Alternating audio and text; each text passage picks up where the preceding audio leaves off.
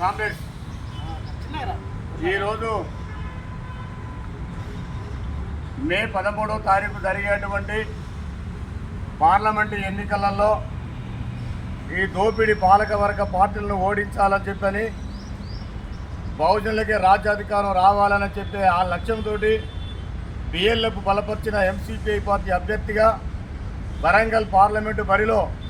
Comrade Kothapalli Savitri గారిని Warangal parliament అభ్యర్థిగా పోటీ చేయడం జరుగుతూ ఉన్నది.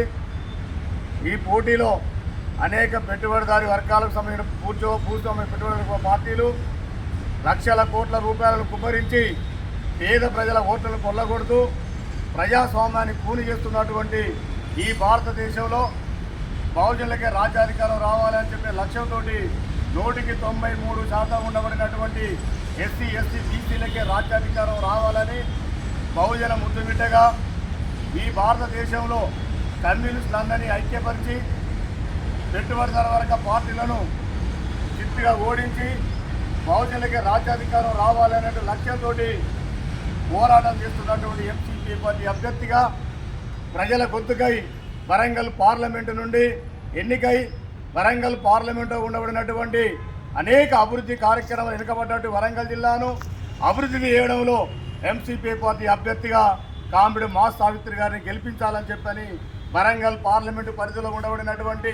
భూపాలపల్లి, పరకాల, వర్ధనపేట, పాలకుర్తి, గన్పూర్, హన్మకొండ, వరంగల్ ఓటర్ ప్రజలందరినీ కూడా